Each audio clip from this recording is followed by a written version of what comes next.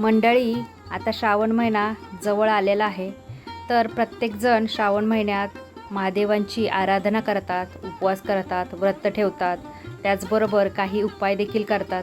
आज मी तुम्हाला असेच काही खास उपाय सांगणार आहे। तर हे उपाय तुम्ही केल्यानंतर तुमच्या जीवनात सकारात्मक बदल नक्की घडणार आहे। तर हा व्हिडिओ तुम्ही अजिबात स्किप न करता शेवटपर्यंत नक्की पहा आणि व्हिडिओ आवडला तर व्हिडिओला एक लाईक जरूर करा। हॅलो, नमस्कार, श्री स्वामी समर्थ। मी रेश्मा तुम्हा सगळ्यांचं रेश्माच्या दुनियादारीमध्ये पुन्हा एकदा स्वागत करते। दर सोमवारी शिवलिंगावर अक्षता म्हणजेच अखंड तांदूळ अर्पण करा।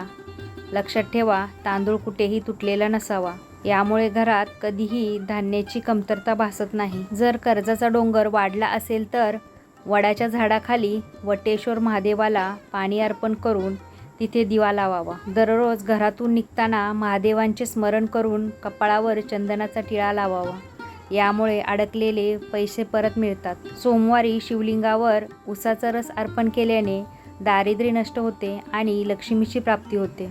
घराच्या मुख्य दरवाजाच्या समोर सोमवारी किंवा प्रदोष काळी गाईच्या तुपाचा दिवा लावल्याने घरातील नकारात्मक ऊर्जा बाहेर जाते आणि पैशाचा मार्ग मोकळा होतो। दररोज रात्री शिवलिंगाजवळ गाईच्या तुपाचा दिवा लावल्याने कुबेर देवासारखी संपत्ती आणि ऐश्वर्य प्राप्त होते, असे शिवपुराणात सांगितले आहे। सोमवारी शिवमंदिरात जाऊन महादेवाला पांढऱ्या रंगाची मिठाई किंवा पांढरी फुले अर्पण केल्याने व्यवसायात मोठी प्रगती होते।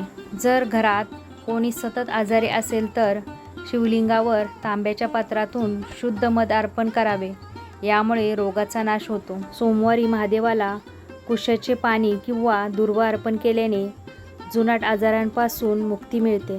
महामृत्युंजय मंत्राचा जप करीत शिवलिंगावर गाईचे कच्चे दूध अर्पण केल्याने अकाली मृत्यूचे संकट टळते आणि दीर्घायुष्य लाभते। जर मानसिक ताण किंवा डिप्रेशन असेल तर दर सोमवारी चंदनाचा सुवासिक लेप शिवलिंगावर लावावा, मनाला अत्यंत शांतता लाभते। सोमवारी किंवा प्रदोष काळात महादेवाला काळे तीळ अर्पण केल्याने जुन्या शारीरिक वेदना कमी होतात। रोज सकाळी रिकाम्या पोटी महादेवांच्या चरणी वाहिलेले एक बेलपत्र खाल्ल्याने आरोग्य उत्तम राहते। नोकरीत प्रमोशन किंवा नवीन नोकरी हवी असल्यास सोमवारी शिवलिंगावर शमीचे पान अर्पण करावे। जर विवाह कार्यात वारंवार अडथळे येत असतील तर शिवलिंगावर केशर मिश्रित दूध अर्पण करावे। मुलांचे अभ्यासात लक्ष लागत नसेल तर सोमवारी त्यांच्या हाताने शिवलिंगावर साखरेचे पाणी अर्पण करावे। कोणत्याही महत्त्वाच्या कामासाठी घराबाहेर पडताना ओम नमः शिवाय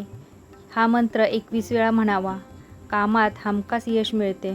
कोर्ट कचेरीच्या किंवा जमिनीच्या वादातून सुटका हवी असल्यास प्रदोषाच्या दिवशी महादेवाला धुतलेले अख्खे मूग अर्पण करावेत। घरात सुख शांती राहण्यासाठी दर सोमवारी संपूर्ण घरात गोमूत्र शिंपडावे आणि महादेवाचे ध्यान करावे। जर तुमची एखादी फार मोठी इच्छा असेल जी अनेक वर्षापासून पूर्ण होत नसेल तर 5 बेलपत्रांवर चंदनाने ओम नमः शिवाय लिहा आणि ती बेलपत्र उलटी शिवलिंगावर अर्पण करा। तुमची इच्छा महादेवाच्या कृपेने लवकरच पूर्ण होईल। सोमवारी मंदिरात जाऊन महादेवासोबतच माता पार्वतीचीही पूजा करावी, यामुळे वैवाहिक आयुष्यातील वाद कायमचे मिटतात। शनिवारी पिंपळाच्या झाडाखाली आणि सोमवारी महादेवाच्या मंदिरात दिवा लावल्याने पितृदोष आणि शनिदोष मुक्त होतो। जर तुम्हाला वाटत असेल की तुमच्यावर कोणाची वाईट नजर आहे किंवा घरात बाधा आहे तर दर सोमवारी संध्याकाळी महादेवाच्या मंदिरात जाऊन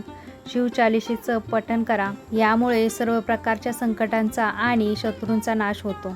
तर मंडळी, महादेवाची भक्ती कधीही वाया जात नाही। या उपायांपैकी तुमच्या समस्यानुसार कोणतेही सोपे उपाय श्रद्धा ठेवून नक्की करून पहा। तर आजची माहिती कशी वाटली कमेंटमध्ये नक्की सांगा आणि आपल्या मित्रपरिवारांसोबत शेअर करा आणि व्हिडिओ आवडला असेल तर व्हिडिओला लाईक जरूर करा आणि हो, हाईपसुद्धा नक्की करा।